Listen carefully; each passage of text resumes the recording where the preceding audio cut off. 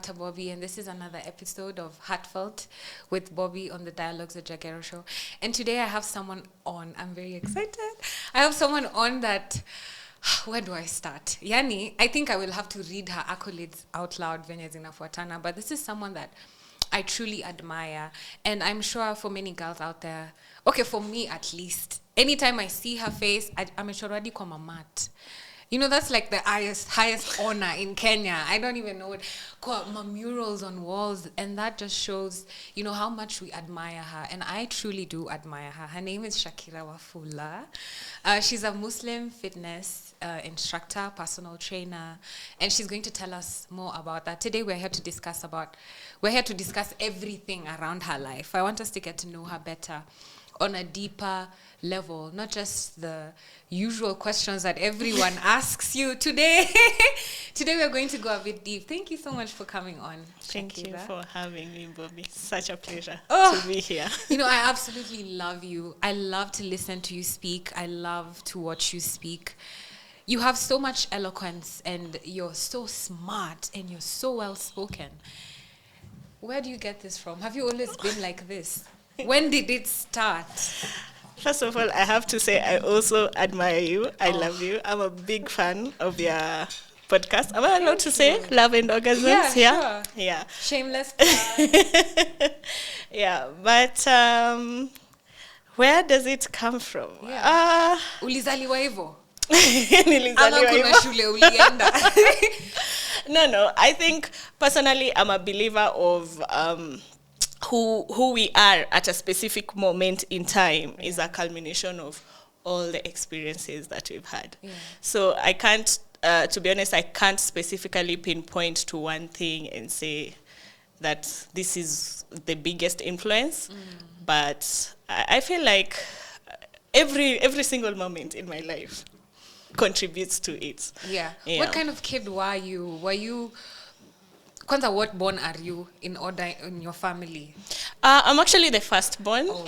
But I'm not sure that counts much because we're only 2 kids in our family, and my sister is like, we are 1 year apart.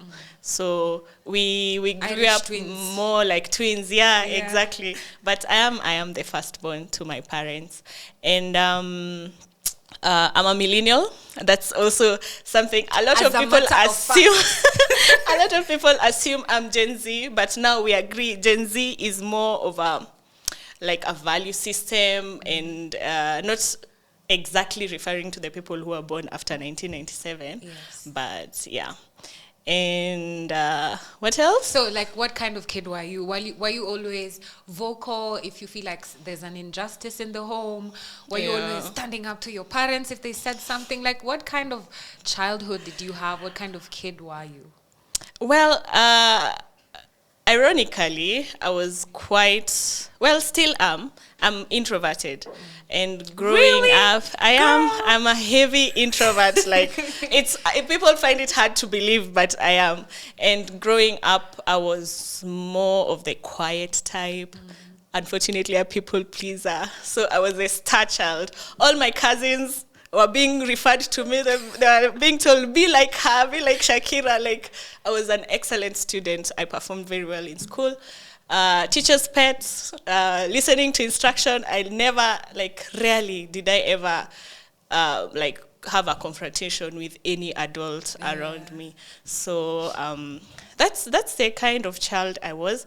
But what I'm coming to unlearn rather while I grow up is realizing that's not the ideal, the essence of my personality. Things that happened to me as a child is what resulted to me being more reserved, but now I'm actually learning to get out of my shell. Are you able to talk about it, the things that made you I was actually sexually assaulted as a child. And being a child, I didn't actually realize it was wrong until much later, when I had this realization of, wow, what happened to me, and that shouldn't have happened. And then finding the confidence to actually come out and speak about it. the reception of it, again, wasn't that healing. And so the steps of moving past the moment of realization and then going towards healing. Yeah. Who did you tell about it? How old were you? When I first realized that I had been molested I was in primary school. I was maybe class 3, class 4 there, and we were having the first sort of sex education class, and it was a nurse that had been brought to the school, and it was conversations about this shouldn't happen to you, this is not how people are supposed to interact with you and everything. So me realizing it, and then it was like this flood of memories that came to my mind, and I had a panic attack, I will say. I started crying. Like, it was crazy, and I couldn't control it. So I think also this is why I say that the reception wasn't good, because instead of the teachers questioning what's wrong with her, because this is not my typical behavior, they decided to punish me by sending me home. And again, I'm a good student, and I never get chased away to go home from school. So getting home, again, instead of my parents asking me what's happening, again, I was punished even more for being sent home.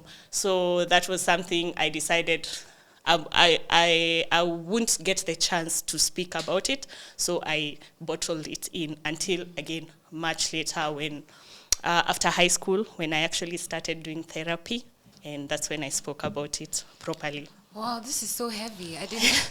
The conversation just took a turn. I'm so sorry you had to go through that. Yeah, it's right now I'm in a good place. So at least I'm even able to talk about it. But even 5 years ago, I couldn't tell you about it the way I've just spoken about it right now. So yeah, it's unfortunate. But the sad thing is that I'm not the only one. Unfortunately, a lot of girls have to experience this growing up. And it is, in fact, one of the things that gets me active when it comes to, GBV and sexual assault and femicide, the issue of femicide, which is prevalent right now in our country. I feel it's important to speak out. Yeah, because it touches you like on a personal level. Yes, it does. Could you say that this is where maybe you started to feel like there's injustices and you just have to stand up for yourself? Because if you do not, no one is going to come and save you and support you. Definitely. The fact that I literally had to stand up for myself, because the adults around me that ideally I should have looked up to and should have protected me, they weren't able to. And it's not that they were careless or anything, they didn't know better. So the fact that I am able to be at a point now where if I see an injustice, I'm able to speak up about it, that's personal for me. It's even a sign of growth and freedom from whatever happened to me as a child. Wow, Shakira, how are you able to be this fierce, strong, bold, courageous woman, while at the same time still having grace and forgiveness and kindness and the ability to move on? What is it about you? I think that's why I keep, we were talking before, we started recording, and I was asking you about where you get this courage to even speak up for yourself. You'll answer that in a bit, but it's just so encouraging. I told you when I look at you, I told you I only invite people I admire. So when I look at you, I'm thinking, this is who I want to be. This is what I want to become. This girl standing on that fence with these askaris, threatening to pull you out of that space. And you're this woman, a culmination of these experiences that you've been through, especially the sexual assault.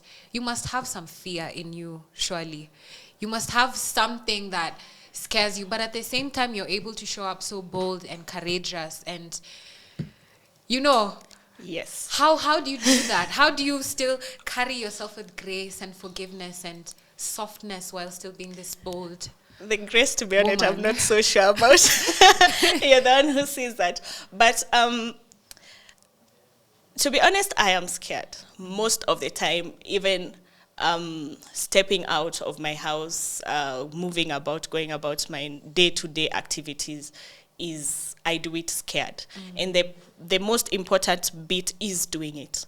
Because if you're going to sit and listen to whatever emotions that are happening inside, we will barely achieve anything. We'll barely do anything. Because I'm thinking to myself right now, if I was to give in to the fear that I have, I wouldn't even have stepped out of the house. Because right now we know the situation is people who are vocal and they're speaking up against bad governance and against injustices. People are being abducted. So the best thing would be to sit in the safety of my home and not come out, because that way I am 100% sure that, okay, not 100% sure, but higher chances of being abducted are reduced. But then again, what is life if you don't do If you don't live. If you don't live, because the essence of it is living. So irregardless, I do things irregardless of my fear. If I were to give in to my fear, I would be locked indoors and not do anything. And there's actually a time in my life that was me, essentially. I was never leaving the house. I wouldn't interact with anybody. I was just basically locked up in my own quiet space. And that was because I allowed myself to get swallowed by the fear, but then as a result of that, a lot of mental health issues came up. So I have been like, how do I describe it? I have gone through a time in my life where I had to be admitted because of mental health issues that I was suffering. And I wouldn't want to go back to that situation. Now I am more conscious about the things that I do and why that I do, because whatever led me to that situation, most of it was out of ignorance. You know, you're just living life for the sake of living. Now I'm not living just for the sake of living. I have to be intentional with everything that I do. And, you know, it's funny because even I have a friend who asked me, he asked me out to go out with him, and I was like, no, I actually don't have time. I need my time. The only time I have left is for resting. Yeah. And they're like, oh, we can rest together. It doesn't matter. And I'm like, no, the intention is to rest. Yes. And my resting is being alone in my own private space. And I would like to spend time with you, but another time I have to plan it. Yeah. So being conscious about the decisions we make, being intentional about the life that we are choosing to live. Previously, I was the type of person life happens. And now I'm more into we choose the kind of life that we are living. I like so that. You do it despite the fear. I like that. I'm going to come back to that in a bit, but I want us to go back into your childhood. You know, I know you were not born Muslim. Yeah. And right now you're a Muslim fitness instructor. Yeah. So what was that like? What pushed you to say, you know, this is what I want to do. This is a religion I want to look into. Yeah. What were you thinking you were 13 years old? Yes. As a 13-year-old, what are you thinking? What do you even know about religion and where to choose and where to go? What was it about Islam? To be honest, it wasn't entirely a decision I made on my own. My dad became a Muslim when I was much younger, probably 2-3 years old. And then at around 10 years, maybe 9, my sister also decided to become a Muslim. So actually growing up, at first I thought my dad was the type not to go to church. And then I realized he's not actually a Christian, he's a Muslim. And Was then he a Christian before? yeah, he was a Catholic, a very staunch Catholic. Okay. Actually, he claims that the only reason he's not a Catholic priest right now is because he met my mother. Yeah. So, but he was brought up in a Catholic upbringing. He was going to the seminary to become a priest. My mother, again, Catholic upbringing. She studied amongst nuns. She was going to be a nun, not a nun, a nurse, but the Catholic in the nunnery influence. Yeah. So how my dad got into Islam, I am not so sure the background of the story, but he was a Muslim. And then when we started having sense of what is happening around us, my sister decided to become a Muslim, but we were brought up in the Catholic Church. We went to what is it? Yes, Sunday school. Ubatizo. Nilifanyia ubatizo, nikapokea sakramenti ya kwanza, nikafanyia confirmation. I did all that good stuff. But then I think my dad also decided now he needed to be serious with his religion. So even where we lived, it was more of a Catholic surrounding. We moved to South Sea, and South Sea, it's a lot of Muslims live there. And now getting to interact with Muslims and getting to learn about Islam. My mother eventually converted as well. So I ended up being the only Catholic in that household. What was that like? It was strange but my parents were quite supportive. Like my mom would organize for me to go with the neighbors to church, or she will drop me to church herself. Yeah. Every Sunday, on Saturdays, youth meetings and all that, she would take me. But they would also always, hang the idea that how come, as in, join us, become a Muslim and all that. So I think being introverted allows me to sit in my thoughts and, do research, because I read a lot. So I started reading about Islam as a religion. And eventually I thought, why not? It appealed to me. First of all, I saw how the Muslim community relates to each other, and they are close-knit, and not on the basis of blood. And yeah, like they are seriously close-knit. And then also the ideas that I loved Jesus. I loved Jesus a lot, and I thought that becoming a Muslim would separate me from that. But then learning the story of Jesus from the Muslim perspective, it actually made much more sense to me, because what the theory that were being given by the priests the church I used to go to, he will say, like, the concept of God is like an egg. You have the shell and the yolk and the egg white, and all of that, the egg is God. But then we have God the Father, God the Son, God the Holy Spirit. It didn't make sense like to me. I was like, how do you compare, like, the supreme almighty being to, the egg? And then in Islam, Jesus is a prophet. He had an immaculate conception, but he's just a human being. His mother is a human being, and the divinity of Allah, God, being just one creature. There is no, you don't need to pray through Jesus to go to him, or pray through the Holy Spirit to go to him. You have direct contact to your God, and he doesn't lower himself to the level of getting a son and then killing his son so that he can save the universe. Yeah. So I think that is what I connected to most, and I decided to become a Muslim, and I went through, now I switched from Sunday school, we are going to madrasa, learning Arabic. After high school, I actually went to this girls' college, for Islamic studies, 3 years, and I got to learn more. This is where you were trying to be an ustad? Yes. So I was learning more about the religion. I thought I was going to be an ustada. That's a teacher, Islamic religious teacher.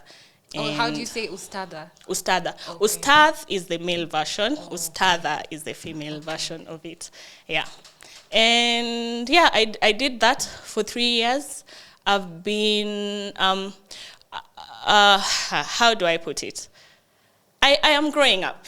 So right now... You're just a baby. Right now, I will say I have a complicated relationship with my religion. I am getting to learn more about the world. I'm getting to understand more about spirituality and religion. So will the 13-year-old me be proud of who I am right now in terms of religion? Not quite, but how come? Right now I'm okay with it. We dove deep into the religion. At some point, I was wearing full hijab, including the niqab, and praying 5 times a day, fasting Monday and Thursday, fasting the entire Ramadan.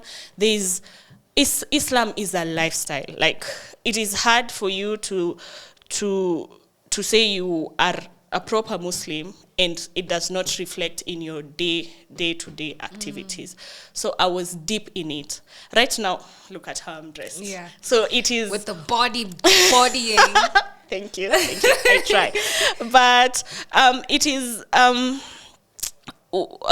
for me right now, the journey that I'm on, because I'm calling it a journey because I don't feel I am at a place I can say I'm grounded. This is my belief and this is what I'm going to go to, I'm going to stick with. The strictness of Islam as a religion, it had some negative impact on me as a person and my relationships. So an example, I'll give a light example how I choose to dress right now. My dad completely does not support it. And it is one of the reasons why we are growing apart, because I feel it's okay to dress like this.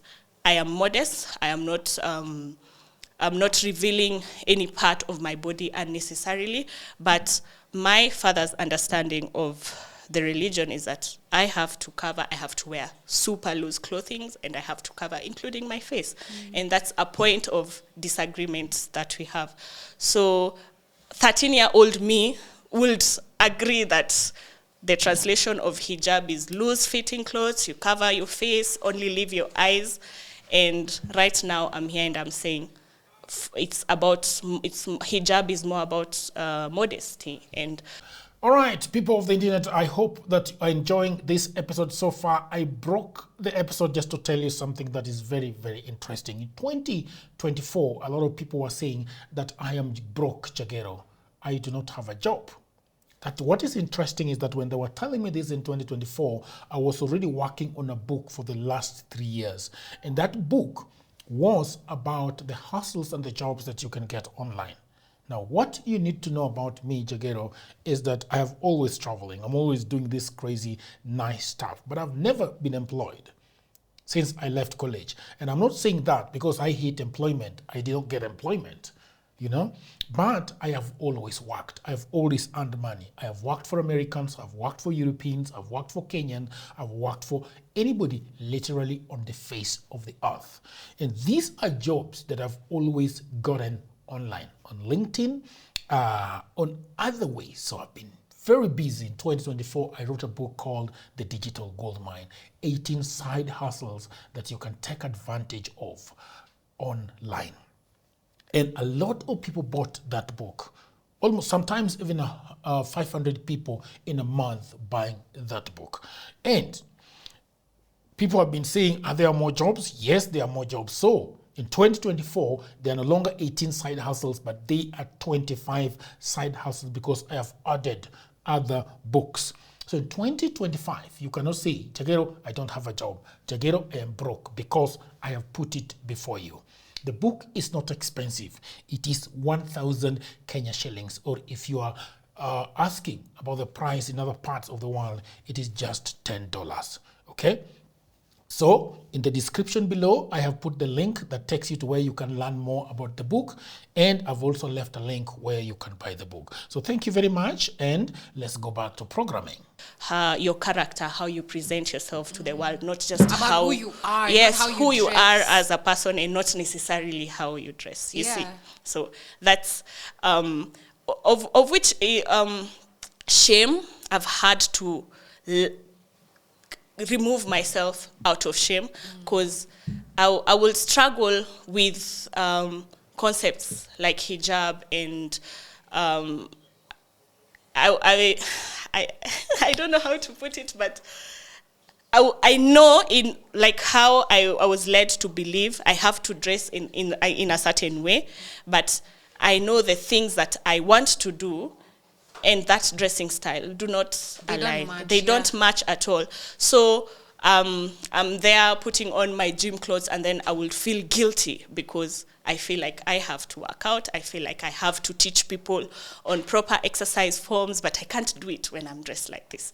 So finding a balance between these two things is why I said my 13-year-old self will be ashamed of me right now.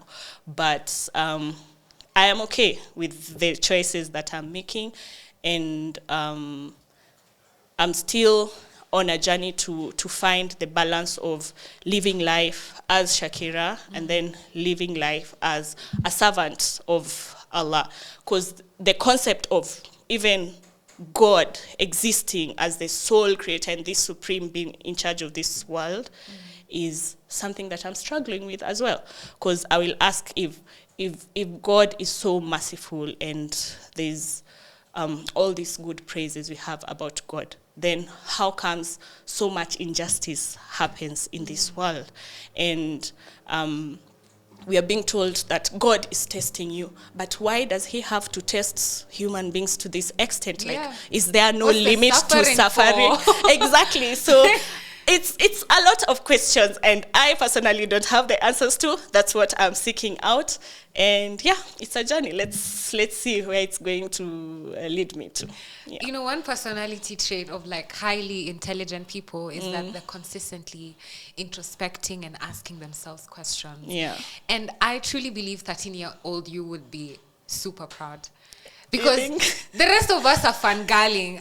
Kina Ali wanaweza jifanya hapa wako busy wana edit, but like we all know you, we all admire you. It's amazing. So I think that's something you should rethink. You should go and think, if I met this 13-year-old girl right now, like what would she say? I think she'd be super.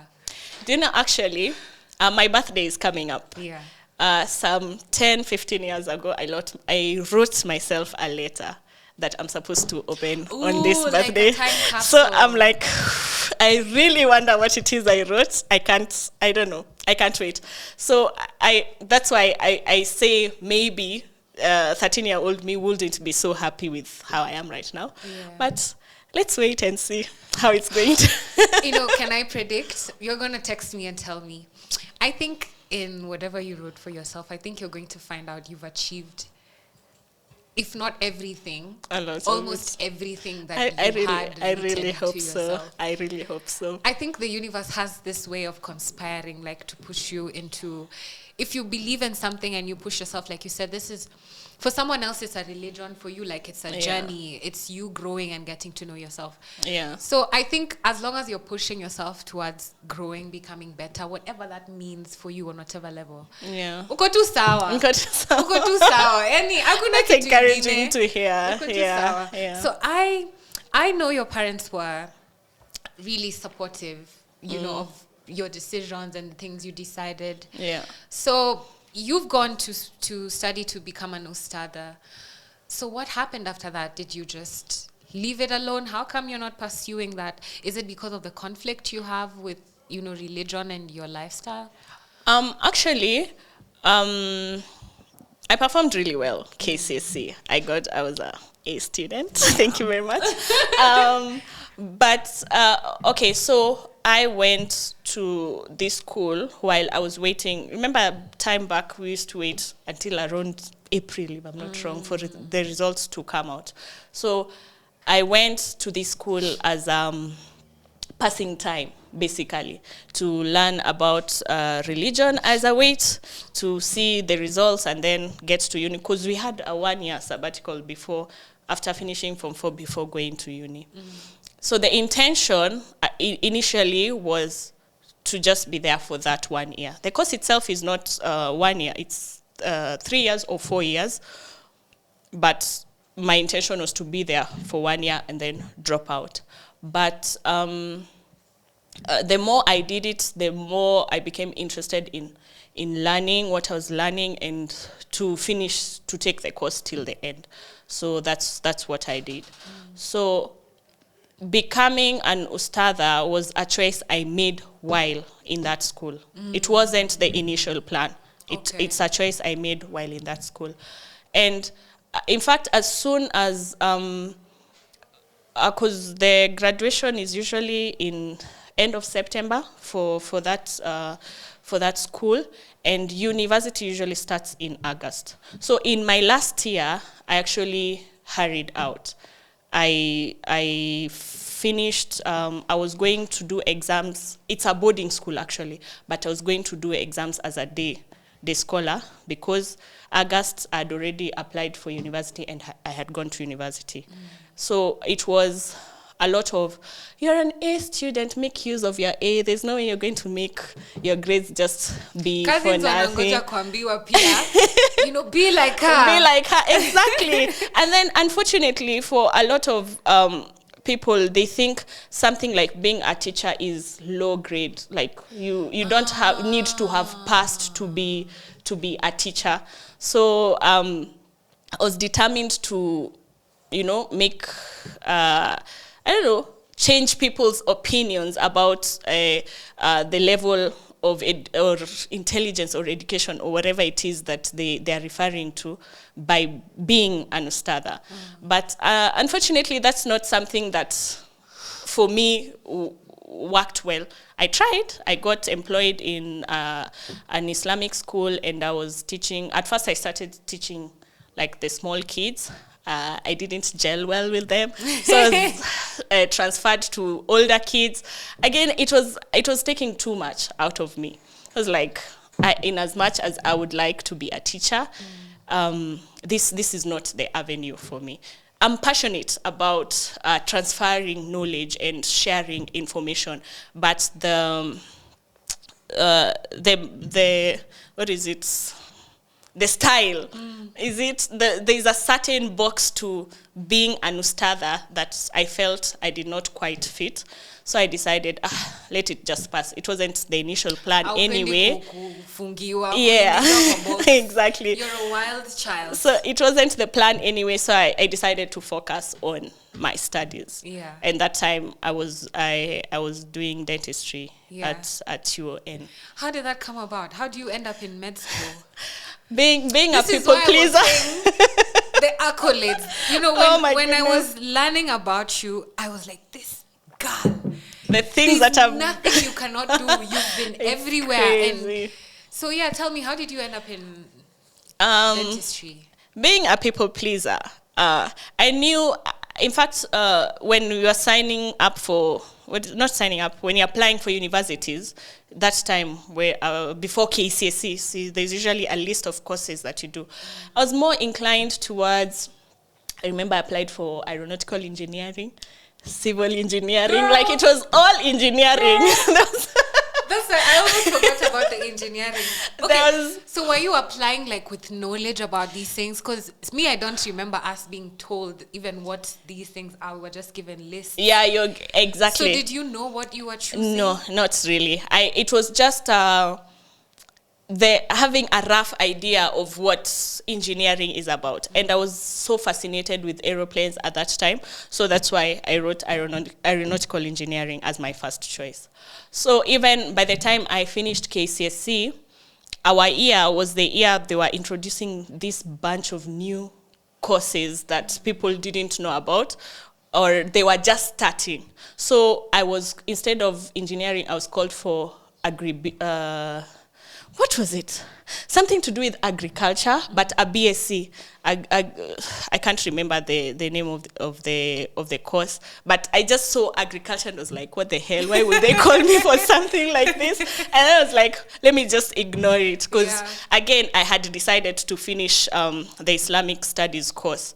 So by the time I was now finishing, my parents are like, if you want to join university, it has to be August, because otherwise you will graduate in September and then you have to wait a whole year before you go to university. So that's why I did it like the I didn't, transition, the transition had to be fast for me.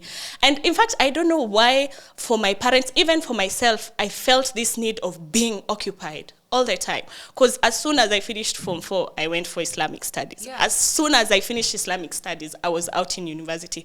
So I never actually had, up until I was an adult, over 22 years, I didn't have a time where I could actually sit and pause and reflect and, Even actually get to know yourself. think about what I actually want for myself or things like that. So I went to one of my favorite teachers in the Islamic college, and I told her I have to apply for university. I am not sure which course I'm going to do because I passed well. I don't want to go into education. This is enough. And I'm being told I'm wasting my grades if I go to education. So I was asking for her advice. She asked me which courses I had applied to. I told her it was all engineering. She was like, that won't work well. You're a Muslim. You're going to be a mother. You need to do a course that is going to be pleasing to your Lord, basically, is what she said. So that's how I ruled out engineering, because I wouldn't be able to first of all, engineering is, at that time, it was mostly male-dominated. Now, at least, we are seeing a lot more females going into the field, but it was male-dominated, and then there was me, a Muslim girl, and there's this type of way I'm dressing. You stand out. Yeah, so she was like, that wouldn't be a good fit for you. And then you need to consider a degree that is going to help you serve the Ummah, serve the Muslim community. So we narrowed it down to medicine and dentistry. And then she was like, remember, you have to get married at some point. You're going to have kids, nini. I decided dentistry, because dentistry is more, once you're done with school and everything, the working hours are more flexible compared to medicine. That's how I settled into dentistry. Not even a point in my life had I even thought before that I was going to be a dentist, but we chose dentistry. And then, lucky for me, well, lucky or unlucky, I went and communicated the same to my mom. So I was like, I'm thinking about dentistry. I'm not so sure. In that college, it was a boarding, but would go out to visit home every Sunday. So this Sunday, I tell my mom, I'm thinking about dentistry. I wasn't so sure. The next Sunday, she comes and gives me the letters that have been accepted to Nairobi University. She went and did the application for me. Like, that's how keen she was about me going to university as soon as I finished the college. So I was like, oh, well, dentistry it is. And we went to dentistry. And I did it for 3 years until I at around that time is when now I started having mental health issues. Where do you think this mental health issues was stemming from? Again, I never had a chance in my life to take a pause. There's that. And then I was being introverted first, and then having come off from the college, there's this, how I dressed, I couldn't interact with I did not allow myself to interact with my peers. First of all, I'm older. I'm already older than them by 3 years, because people at this point, they were finishing, they just finished their KCSE last year. Maybe I finished KCSE 3 years ago. So already I felt out of place because I was older than majority of them. And then being a Muslim and being so keen on observing my religion. So I didn't want to shake hands with the opposite sex. I didn't want to interact at all, actually, so this is with a the life opposite of a lot sex. of loneliness. Exactly, because there were Muslim girls in the course, but they were more free. So if they invite me to like hang out and then there's dudes there, I would get uncomfortable and be like, let me just go to my room. I'll be fine. There I am alone. And then group discussions, if it was necessitated that I I interact with the opposite gender, I'll do it because of the coursework. But as soon as I'm done with that, I'm out of that place. Peace out. Exactly. And again, medicine is hard. The first 2 years especially, it is hard. So it was basically me and my books. And I didn't allow myself to have a chance to even interact with people enough to know that even the coursework we can split. So I was doing the coursework entirely by myself. So that gets to you at some point. And remember, back at home, I am this star girl. I can't fail. So I would go home, my parents, they're asking, how are you doing? Is everything okay? Nini? I'm just like, yeah, everything is okay. There's nothing wrong. Nini. First year comes, and then in medicine, the first 2 years, we do it together. So whether it's pharmacy, dentistry, medicine, we are all together. It's like general courses. Yeah, it's the beginning of it. There's anatomy, physiology, biochemistry, introduction to everything. So, and then in medicine, if you fail a unit, there's no doing supplementary exam. You have failed the unit, you have to retake the entire unit. And I have like never... for a whole semester? Not a whole semester, a whole year. Because... Are you serious? Yes. Because whatever units you're doing in the first semester is the same units you're advancing in the second semester. Okay, so if you fail it, you're repeating the entire year. Oh my God, that's crazy. So Shakira has never failed in her entire life. Yes. First year comes, first semester, it was quite okay. Second semester, the results come out. And then, they don't send you results. There's usually a list. Like, these people have certified the examination board. And then I went to look my name was not there. It's like, shit. For the first time in my life, literally, for the first time in my life, I had failed. And I did not know how to process that, 1. 2, I had no support system around me to help me process that. Because... Let me ask. I already know your parents. You've described your parents as being very supportive, like, throughout all these decisions you make. Yeah. So what is it about you being scared to go home and, say the truth about...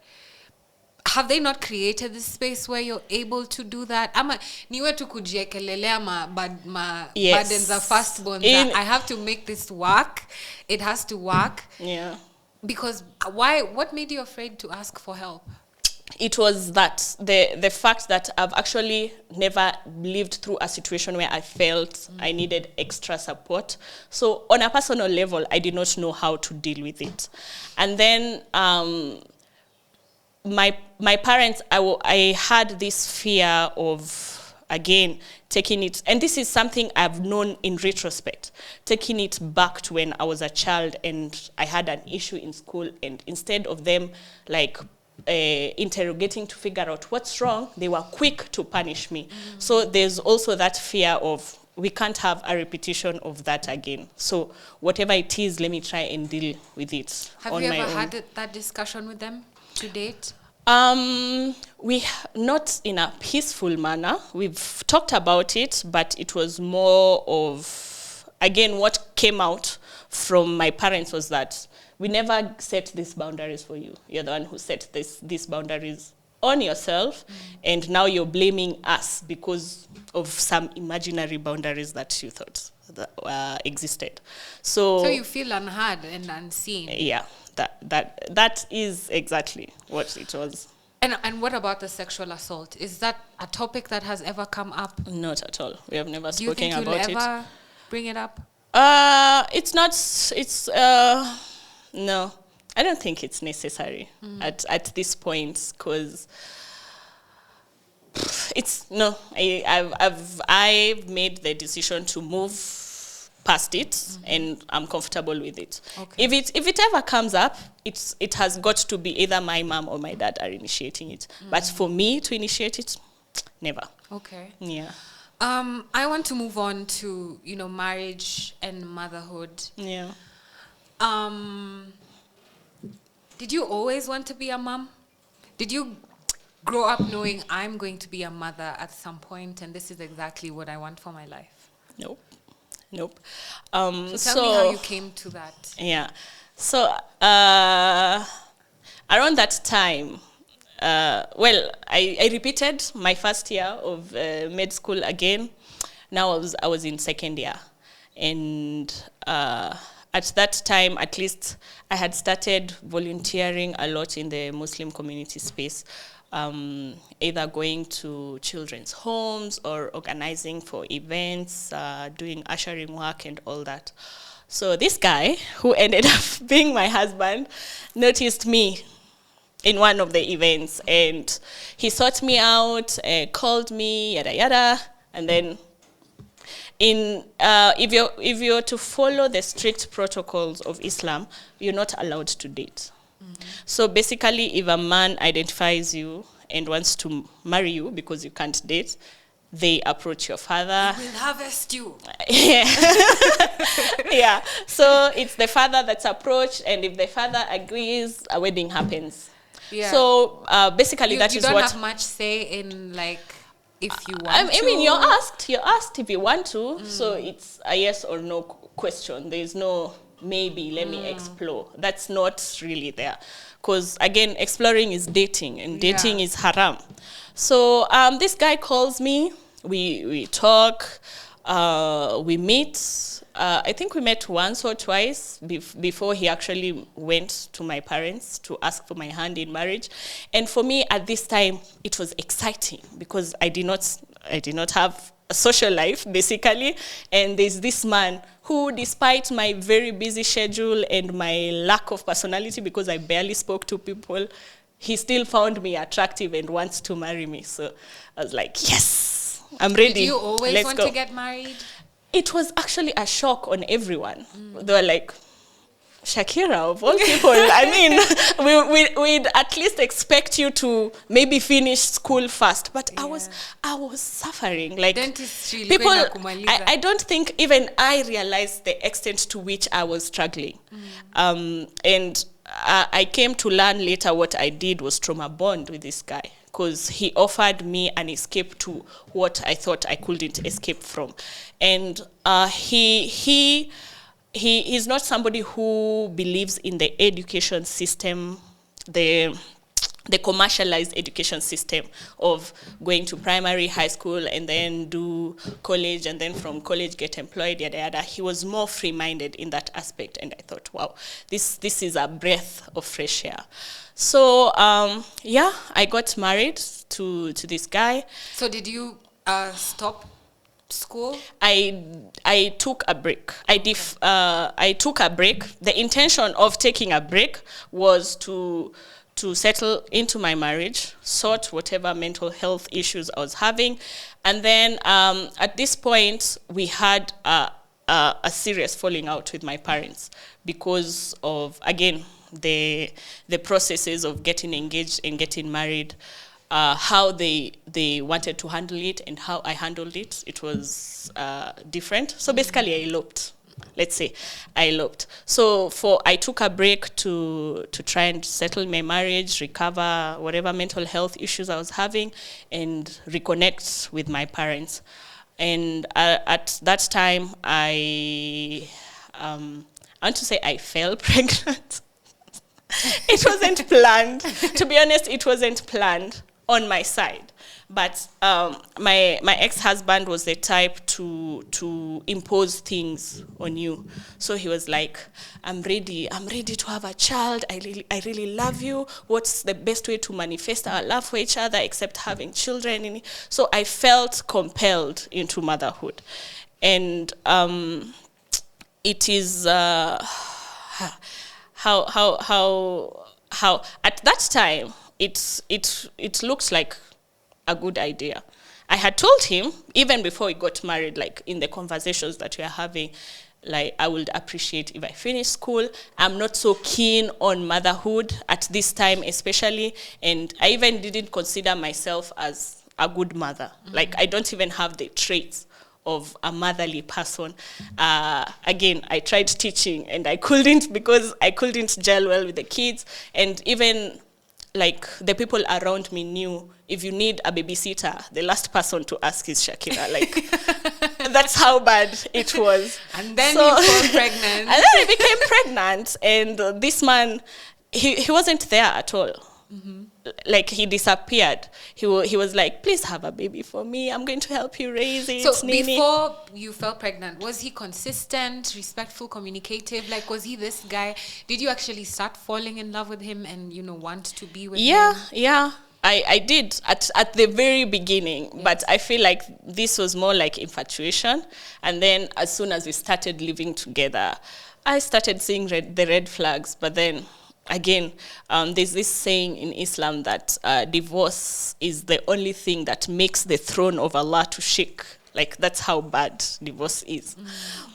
So I was keen on making sure the marriage works. Also, remember, we had a falling out with my parents because I was like, I can't allow myself to be in haram whatsoever. So I hurried into the marriage. My parents wanted to look more into the character of this man, research about him, Nini. I was like, no, this is temptations, yada, yada.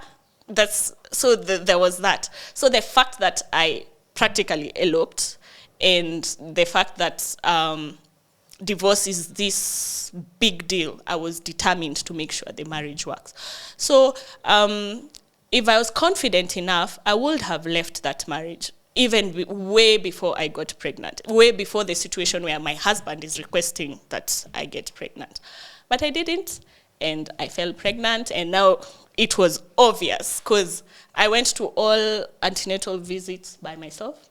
In fact, there was a point the nurse I was seeing was asking me, what happened? You look like quite a shy girl. Like, you don't look like the type to be promiscuous, to be getting pregnant out of marriage.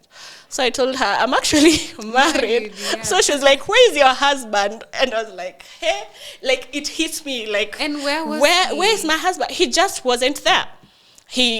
I will remind him about the visits and everything. You're living together at this point. Yes, we're living together. He's not coming home. He chooses not to be there. He's coming home.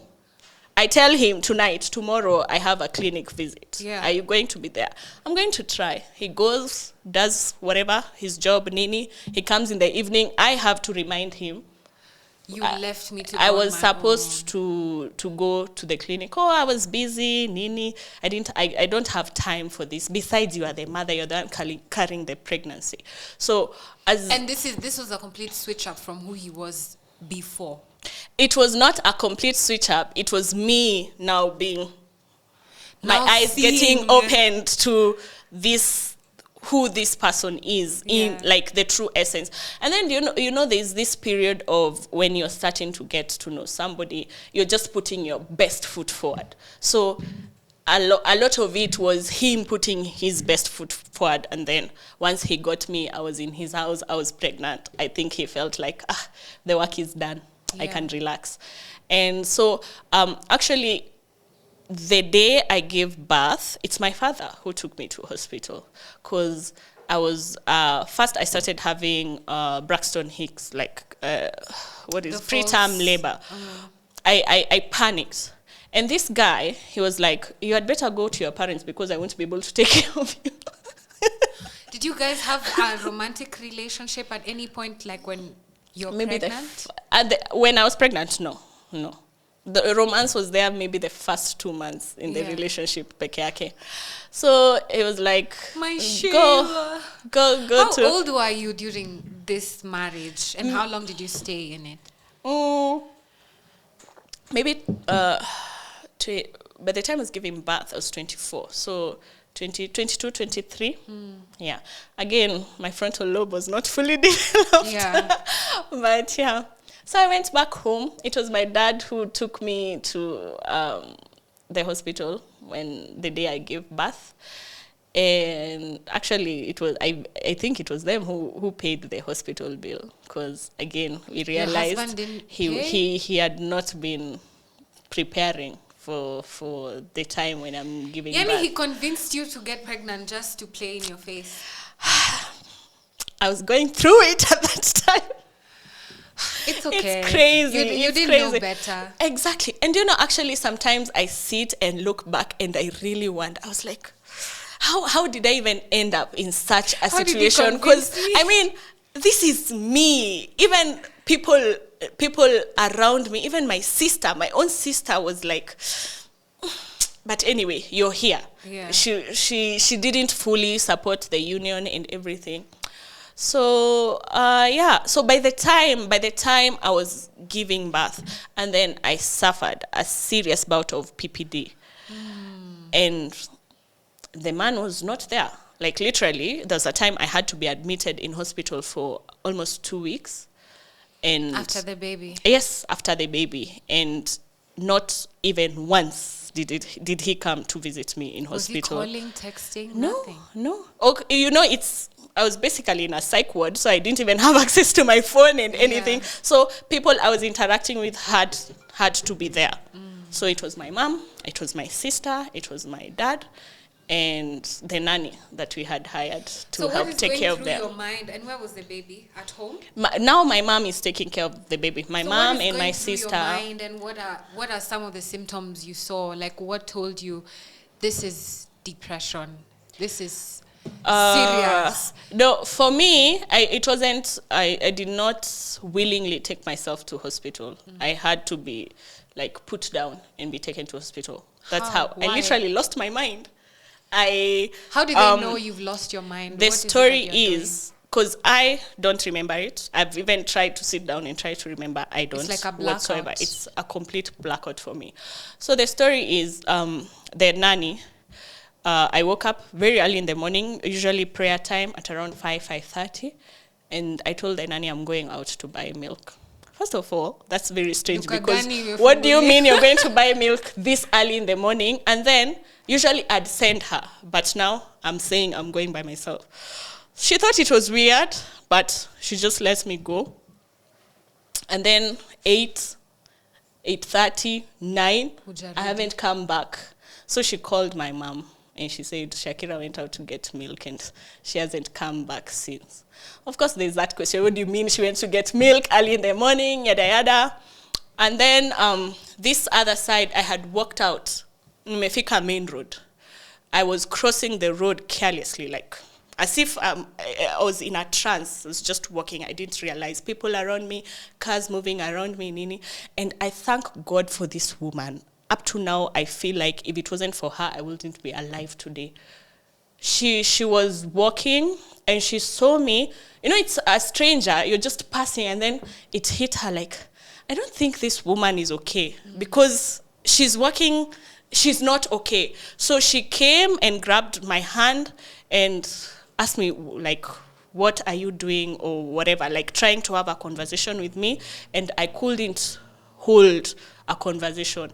Kidogo, I started crying and screaming, Nini. So she had to call, because I didn't have anything on me. I only had 50 bob for the month.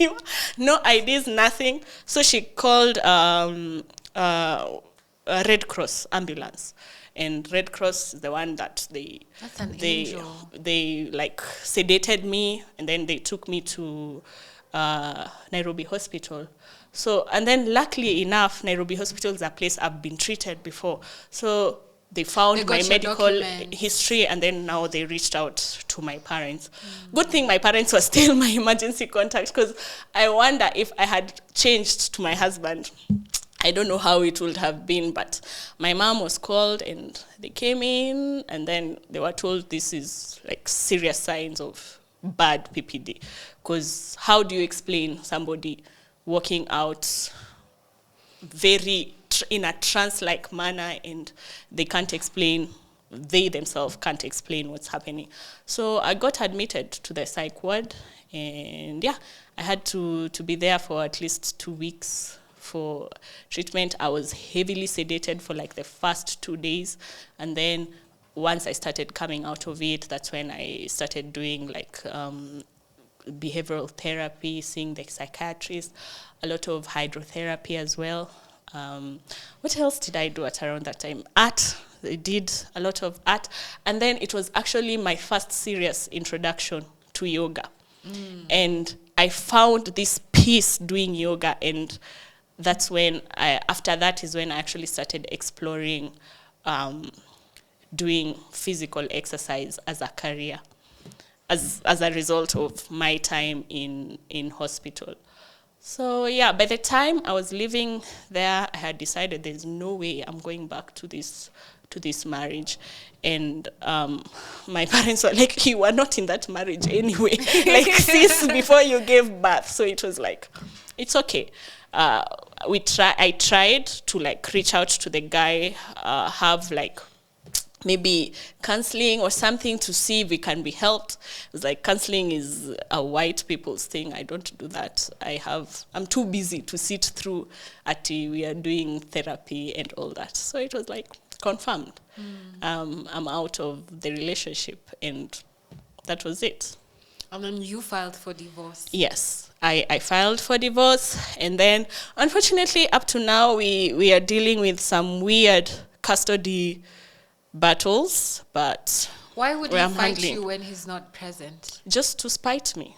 That's the conclusion that I've made. Because I'm telling you, Bobby, as recent as last year, November, we were in court, and he was claiming he wants full custody for the child. And since November, I haven't seen a peep from him. I haven't seen him. The boy hasn't seen him. So I was like, why are you asking for custody of a child you don't even interact with in the first place? Not really.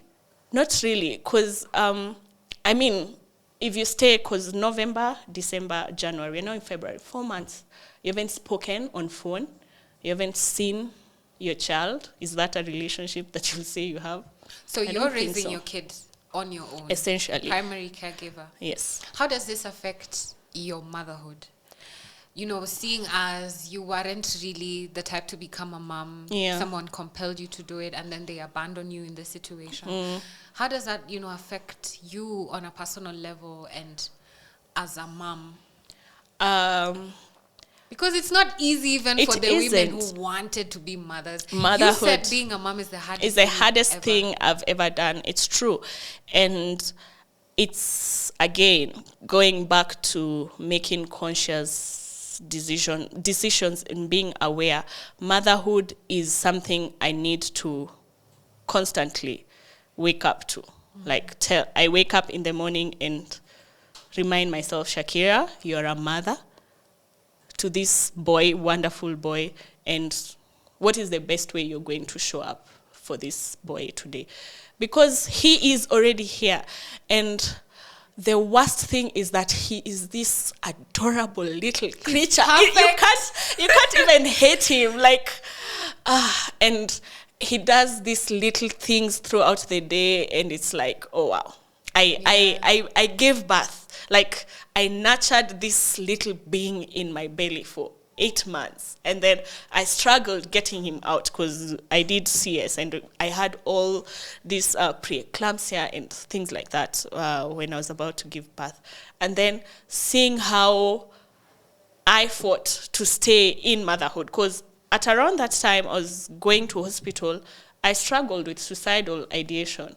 And I will just look at this boy and be like, there's no way I would leave him without a mother. So I choose life every day, if for nothing else, to be a mother to that wonderful boy. So I was compelled into it, and I have to consciously choose every day that I am a mother, but it's not anything I regret whatsoever. Yeah. Oh, that's such a beautiful answer. That's such a beautiful answer. We're nearing the end of our conversation, but I have just a few questions left. I want to know about what does you being a Muslim fitness trainer and personal trainer mean? What does that mean? Does it mean you train Muslims? Does it mean you're a Muslim who trains people? Yeah. What does that mean? And how has your life changed now from you becoming this public figure, the face of the Gen Z movement, this bold, courageous woman who's able to speak up and, has it ongeza business? Are you making more money? Can you buy lunch? Actually, how is it going? And what does it mean? Yeah, when I first started, I was keen on being a trainer specifically for Muslim women. And for a long time, that's actually what I did. But then I started, I did a diploma in fitness. And then I realized this is something that I'm willing to commit. Finally, I found something I'm willing to commit long term. Yeah, because you said fitness has been a part of your life, like the one constant. Yeah, it's the one constant. As a young child, I was heavy into martial arts as an influence from my dad. And then in high school, I was doing sports. I was part of the school swimming team, netball team. We'd go out... the sports competitions. We'll go all the way to national levels. Everything. Yeah, I mean, it's life. For me, life is experiences. If you limit your experiences, I mean, what's the point of it? So I looked back, and so like being physically active has been the one constant, and I thought that's something I can do as a career.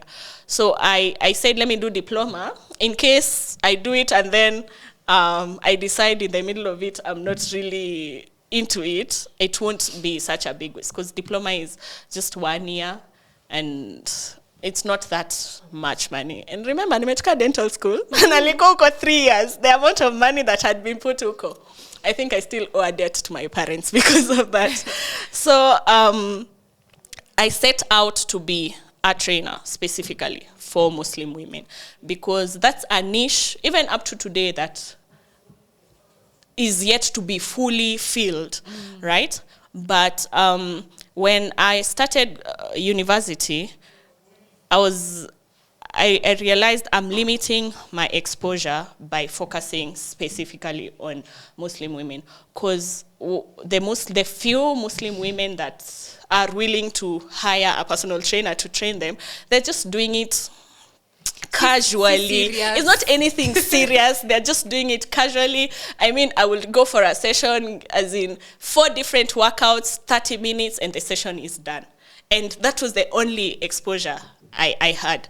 And then going to university and realizing all these other avenues of fitness, and then enrolling to a gym, and because in the diploma, you're required to do internship in a commercial gym. So going to a commercial gym and seeing all these bodybuilders. And then I got exposed to CrossFit. And CrossFit is badass. It is one of the most intense regimens for working out. And then you find these men and women, and they're doing it. And then you ask about their ages and what they do for a living. It's like, I thought you have to be like a professional, whatever, so that you can engage in certain things. And these are just ordinary people choosing fitness to as a way to sustain their health. So I decided I cannot limit myself in that aspect. So now I am a Muslim personal trainer, but Muslim not because I only tend to Muslim clients, but Muslim because I am a Muslim. Okay. Yeah. I see you have piercings in your tongue, and I don't know what this one is called. Septum, I think. What inspired that? Rebellion. I just, this actually I got as an adult after my divorce. After my divorce. So it was like, I've always been this Miss Goody Two Shoes. I don't do anything wrong. Let me just do something. Yeah. So I went and got a piercing. I did the tongue piercing with my friend from uni, and then this September I did it with my sister. It's when she moved, she relocated abroad. So her first visit back to the country, we got the piercings and sister tattoos. And it was basically just for fun. And knowing that I'm doing it not to please anyone but myself. So, okay. As we finish, tell me about Kikao. Kikao is a political movement that was born out of the Gen Z protests last year. So, like many other young people, we've been apolitical. We say, siasa, it's not for us, it's none of our business. But then last year being what it was, we realized how important it is for us to engage with what's happening in the political scene. So trying to get more young people engaged with politics, going for civic engagement, civic education.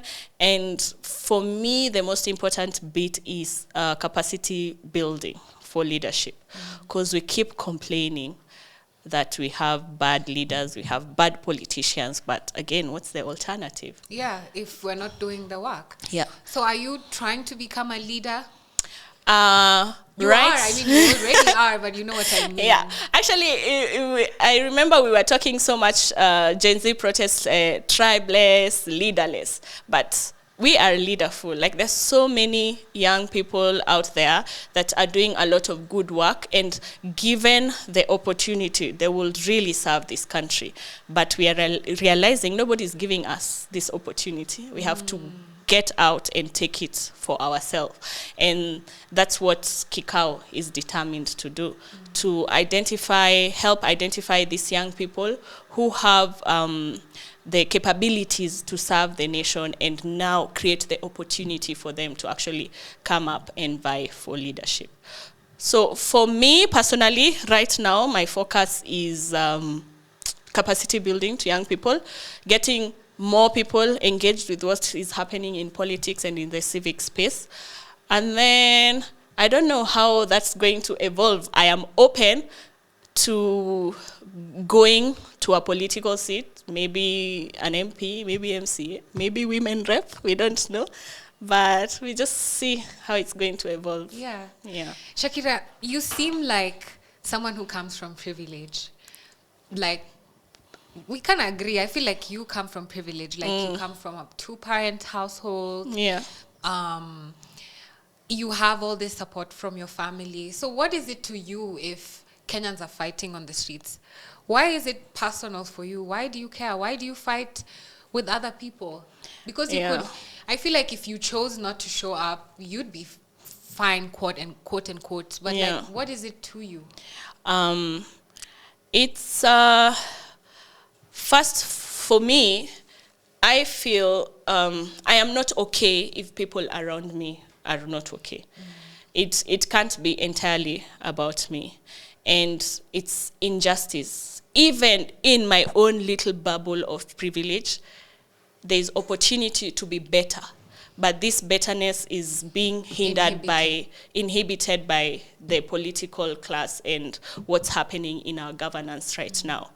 Again, existing in this world as a woman, and a Muslim woman, and now a single mother, there's so much limitations to my existence that if I have an opportunity to speak up and voice against it, I'm not one to let that opportunity pass.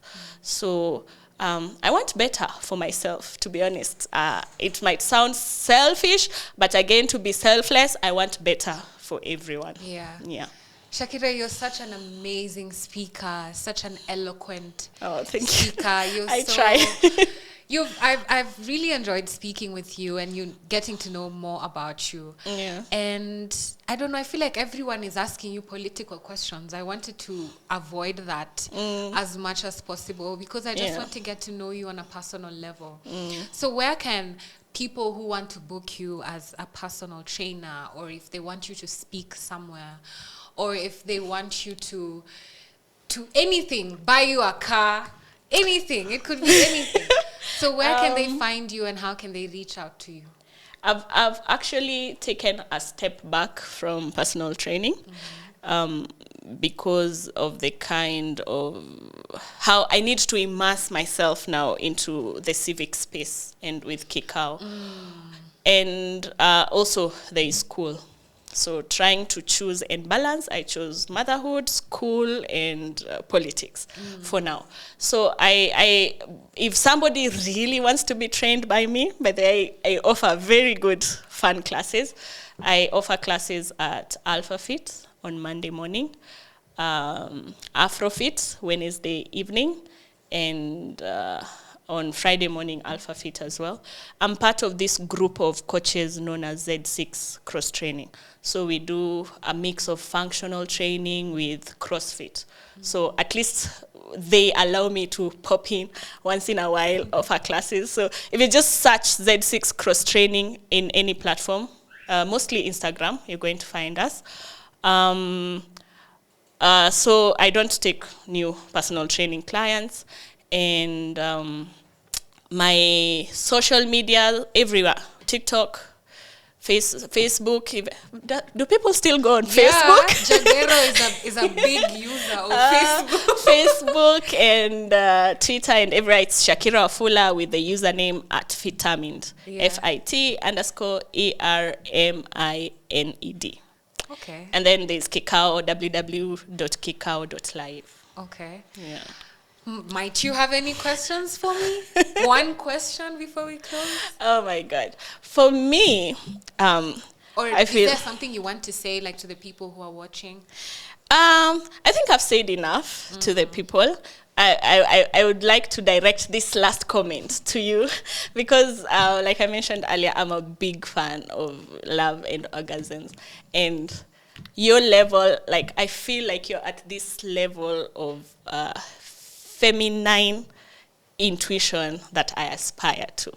And keep putting out the information that you put out on love and orgasms, and I'll be there always. Kama sahi nimesikia kuna podcast inatoka, that's what I'm listening to on my way home. So yeah, and I really appreciate you as a person and what you do, and thank you for inviting me to this thank space. You so much. It was actually coming. Very therapeutic. Did you enjoy this? I enjoyed it. It was a good flow of conversation. You know, there's those interviews you feel like, sasa hizi maswali zinaisha saa ngapi? But now I just feel like we could talk and yeah. It was good. I truly appreciate that. Thank you so much for taking time to come. Thank you for having me. Thank you guys for sitting here and watching for over an hour. Hey, this we one could go longer. Long one. We could go longer, but Jagero ashaanza kunifanyia hivi from the corner. So thank you so much for sitting through this conversation, listening to us, listening to Shakira. I've said she's someone I admire, and after this I have to keep close to her because I want to be like her. I want to build her discipline, her courage, her consistency, her ability to show up as so many people in one. It's amazing. And like you were telling me while we were on the swings, you said sometimes you have to step outside of who you are to truly see it. And I also get that a lot. My brother will tell me, "Wo jionangi, wo jui venye watu wana feel waki." That's exactly how I feel about you. Thank you. So it's important we keep giving each other our flowers when we can. Definitely. And you coming here is amazing for you to just take your time and to come and share with us. Sometimes I think it's important people understand like what your inception is, where you're coming from, so that they can understand why you're doing what you're doing. And then it makes sense, even if it's a discussion of growing and changing and becoming better. It's important. Msione tu na Shakira kwa hapo amesimamia karao. But it's good to understand her feelings and where this courage and confidence is coming from. So thank you so much for watching us. Please, if you have any questions for Shakira, please drop them in the comments. If you have any nice things to say, be kind. I don't want to see those mean comments you guys write for us. Be kind, say something nice, tell us what you'd like to hear more about. If you have any questions for her, if you want to reach out to her on a personal level, to tell her, give her words of encouragement. Sometimes it feels nice to get that validation. And that's it. So until next time on the next episode, kwaheri.